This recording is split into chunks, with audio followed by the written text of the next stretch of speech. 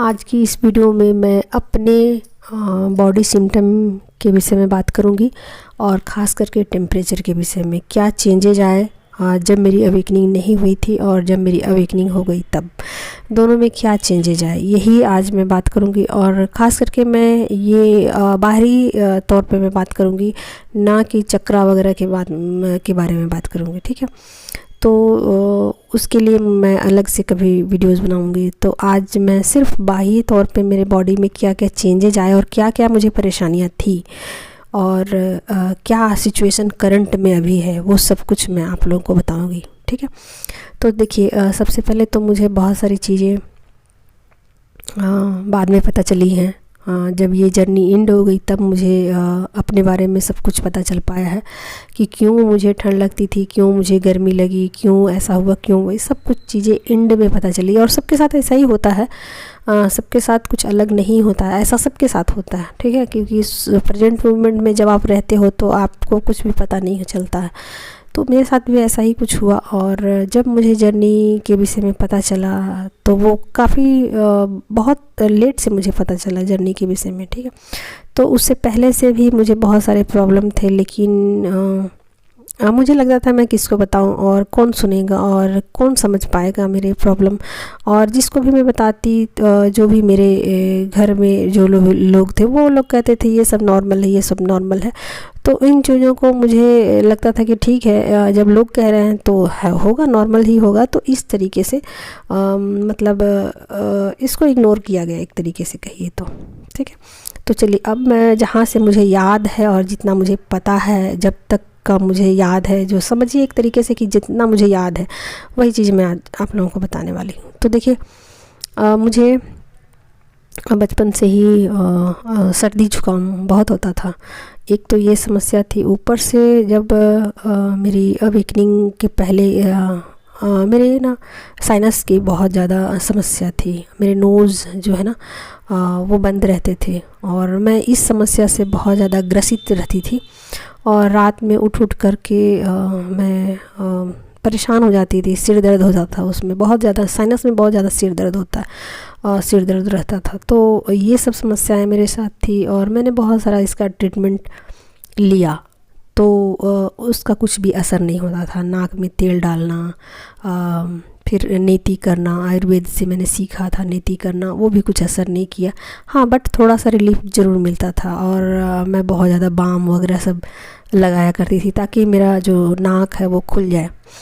ये सब चीज़ें मैं बहुत करती थी और फिर भी रिलीफ नहीं मिलता था। और अंग्रेजी जो डॉक्टर है वो कह रहे थे कि नाक की हड्डी बढ़ गई है आपकी और इसका ऑपरेशन करना पड़ेगा। बट मैं इन चीज़ों को इग्नोर करती गई कि मुझे नहीं कराना है ऑपरेशन, ठीक है। तो ये सब चीज़ें मेरे साथ लगातार थी। उसके बाद कहिए कि मुझे ना ठंड बहुत लगती थी, ये भी समस्या था कि मुझे ठंड लगती थी। अब मैं इन चीज़ों को लोगों के साथ शेयर करती थी तो लोग बोलते थे कि ठंड तो मुझे भी लगती है, जबकि ये सच नहीं था। लोगों के जो लोग थे जिनको जितना ठंड लगती थी उससे मुझे कई गुना अधिक ठंड लगती थी। और क्यों ठंड लगती थी ये तो बातें मुझे बाद में पता चली है जब जर्नी एंड हो गई, ठीक है। उससे पहले तो मुझे पता ही नहीं था कि मुझे इतनी ठंड क्यों लगती है, बट मुझे ठंड बहुत लगती थी। और मैं इसका सलूशन के रूप में गर्म पानी पीती थी। फिर अदरक की चाय, जब भी मैं चाय बनाती तो अदरक डालती थी, ठीक है। और फिर काढ़े वगैरह में बहुत ज़्यादा पीती थी। फिर मैं एक्सरसाइज वगैरह जब प्राणायाम करती थी तो उसमें अनुलोम विलोम में बहुत ज़्यादा करती थी ताकि मेरे नोस्टल जो है वो खुले रहें, ठीक है। ये सब चीज़ें मेरे साथ रेगुलर बनी हुई थी। जब ठंड के दिन रहती थी तो मैं लोग जितने कपड़े पहनते थे मैं उससे डबल ट्रिपल पहनती थी, मोजा वगैरह मैं ज़रूर डालती थी। तो ये सब चीज़ें मेरे साथ, बॉडी टेम्परेचर मेरा बहुत लो रहता था, बहुत लो रहता था। फिर ऐसा मतलब बहुत सालों तक रहा। और खाने में मैं हमेशा गरम गरम खाना खाना पसंद करती थी। गरम चीज़ें, जो भी गरम चीज़ें हैं ना, मैं उसको बहुत ज़्यादा खाया करती थी ताकि मुझे रिलीफ मिल सके, मेरा गला थोड़ा सा अच्छा लगे। और मतलब मैं कुछ इस तरीके का काम करती थी जिससे कि मेरा बॉडी टेम्परेचर बना रहे। मैं हमेशा धूप में बैठती थी, हीटर के पास बैठी रहती थी। लोग हंसते थे मुझ पे कि कितना ज़्यादा हीटर सेकना अच्छी बात नहीं है, धूप में बैठोगे तो काले हो जाओगे वगैरह वगैरह लोग। पर मुझे कुछ असर नहीं होता था, मैं इन चीज़ों को इग्नोर कर देती थी क्योंकि मुझे वही अच्छा लगता था। ठीक है, तो इतना मेरा बॉडी टेम्परेचर लो रहता था। रात में भी मैं जब रज़ाई में सोती थी तो ऐसा लगता था कि मेरे ऊपर 2-4 रज़ाइयाँ और लाद दो, इस तरीके का मुझे ठंड लगती थी। फिर ये चीज़ें चलती रही और फिर मेरी जब अवेकनिंग हुई उसके बाद सडन बहुत सारी चीज़ें मेरी ना चेंज हो गई अचानक से। मुझे पता ही नहीं चला कि ये चीज़ें कैसे चेंज हो गई, बट ये चीज़ें चेंज हो गई और बिल्कुल उलट हो गई। जो मैं पहले गर्म पानी पीती थी, कभी भी मैं मतलब ठंडा पानी पी नहीं सकती थी अवेकनिंग से पहले। हमेशा मैं गर्म पानी पीती थी। फिर हमेशा ही मैं रात में जब भी उठती थी तो अपने लिए ना मतलब गर्म पानी का फ्लास्क बगल में ले कर के सोती थी, उसको ही पीती थी। गर्मी के सीज़न में भी मैं जून जुलाई का मंथ छोड़कर बाकी टाइम में गर्म पानी ही पीती थी। तो ये मेरा हालत था।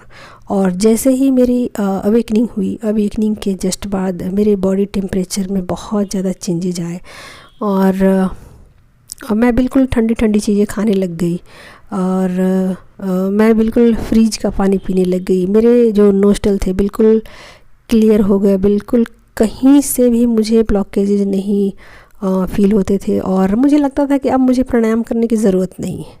पहले मैं घंटों बैठ कर करती रहती थी अनुलोम विलोम, फिर मुझे बाद में लगा कि मुझे किसी चीज़ की ज़रूरत नहीं है, फिर मैंने सब कुछ छोड़ दिया।